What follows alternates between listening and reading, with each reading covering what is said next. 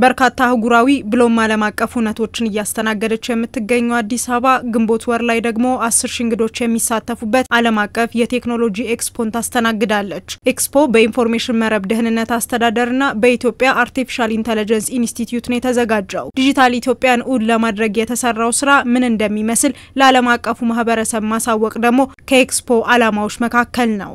ያለንን እምቃቅም በቴክኖሎጂው ዘርፍ ለዓለም የስበት ማዕከል ሆነን መስራት እንድንችል ይህ የኢትዮጵያ የቴክኖሎጂ ኤክስፖ ማዘጋጀት አስፈላጊ ሆኖ ተገኝቷል ማለት ነው። በዚህ ሂደትም የዲጂታል ትራንስፎርሜሽን ጉዟችን ስኬቱን ለዓለም አቀፍ ማህበረሰቡ የማስተዋወቅ ትስስሮችን እና ቅንጅቶችን የማጎልበት እንዲሁም በቴክኖሎጂው ዘርፍ የኢትዮጵያን መልካም ስምና ገጽታ ለመገንባት የሚያስችል ኤክስፖ ነው ማለት ነው። በተለይ ቴክኖሎጂን እንግዲህ ለሀገር ጥቅም እንዲውል በርካታ ስራዎች እየተሰራ ነው። ይህ ስራ እንግዲህ በመንግስትም በግል ዘርፉም እየተሰራ ነው ያለው። በተለይ በግል ዘርፉ ከሄን በተለይ በፊንቴክ አካባቢ ያለው በኢኖቬሽንና ቴክኖሎጂ ላይ እየተሰራ ያለው በጣም በርካታ ስራዎች አሉ። በተመሳሳይ ደግሞ በመንግስት የቴክኖሎጂ ተቋማት ላይ እየሰሩ አሉ።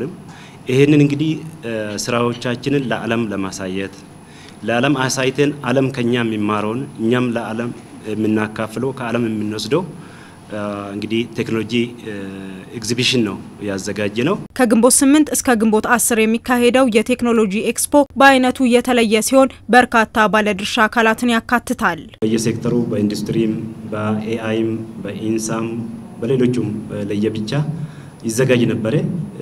ያ አንድ ላይ ሆኖ ኢትዮጵያን የሚገልጽ የቴክኖሎጂ ፕራይቬት ሴክተሩን አንድ ላይ የሰበሰበ የመንግስት ተቋማትን አንድ ላይ የሰበሰበ ፋይናንሻል ሴክተሩን አንድ ላይ የሰበሰበ የቴክኖሎጂ ተቋማትን አንድ ላይ የሰበሰበ እስካሁን አልተደረገም።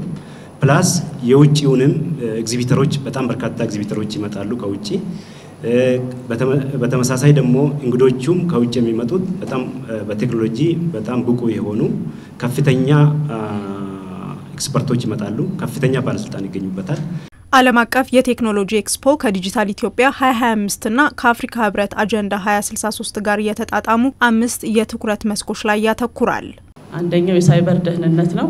በሁለተኛነት የአርቲፊሻል ኢንተለጀንስን ማዕከል ያደረገ እንዲሁም የፋይናንስ ሴክተሩን በተለይ በፊንቴክ ዙሪያ ላይ ያጠነጠነና ሁላችንም እንደምናውቀው የስማርት ሲቲ አሁን ላይ አስፈላጊ ሆኖ በመገኘቱ ሌላኛው የትኩረት መስክ ደግሞ የስማርት ሲቲን አድርገናል ማለት ነው። በመጨረሻም እነዚህ ሁሉ ተግባራዊ የሚሆኑት የተማረ ቴክኖሎጂን መረዳት የሚችል ማህበረሰብ ሲኖር ስለሆነ በአምስተኛ የትኩረት መስክ ደግሞ የቴክኖሎጂ ኤዱኬሽን ብለን የቴክኖሎጂ ትምህርትን መሰረት አድርገን ይዘናል ማለት ነው። በመጀመሪያው የኤክስፖ መክፈቻ ቀን ግንቦት 8 በዋናነት የሳይበር ደህንነት ላይ ያተኮሩ ሁነቶች የሚስተናገዱ ይሆናል። በዚህ ኤክስፖ ሌሎች የጠቀስናቸው የሳይድ ኢቨንቶችም ጎን ለጎን የሚከናወኑ በተለይ ኮንፈረንሶች፣ የተለያዩ ኤግዚቢሽኖች፣ ውድድሮች በተለይ ሃካቶን ኤአይ እና ሮቦቲክስ ላይ ፎከስ ያደረጉ ውድድሮችም የሚኖሩ ይሆናል ማለት ነው። በሁለተኛው ቀን የኤክስፖ ውሎ በተለይም በአርቲፊሻል ኢንተለጀንሱ ዘርፍ አፍሪካ ተጠቃሚ ለመሆን ምን መስራት ይገባታል የሚለው ላይ ውይይት ይደረጋል። የኤአይ አፍሪካ በፖሊሲ ደረጃ አፍሪካ ከአርቲፊሻል ኢንተለጀንስ ቴክኖሎጂ ምን ማግኘት አለባት፣ ምን መስራት አለባት፣ አርቲፊሻል ኢንተለጀንስ በዓለም ላይ ቻሌንጁም አለ ኦፖርቹኒቲም አለ፣ ከዚህ ምንድነው አፍሪካ መውሰድና መማር አለበት የሚለው ነገር በጣም በርካታ ፓናል ዲስከሽኖች የሚካሄዱበት ወደ 3 ፓናል ዲስከሽን ነው የሚካሄደው በ17 ማለት ነው ሜይ 17። በኤክስፖ ላይ ከሚደረጉ ውይይቶች ጎን ለጎን የቴክኖሎጂ ኤግዚቢሽኖች፣ የአርቲፊሻል ኢንተለጀንስ እና ሮቦቲክስ ውድድሮች የሚካሄዱ ሲሆን ከ100 በላይ የግልና ዓለም አቀፍ የቴክኖሎጂ ተቋማት ይሳተፉበታል።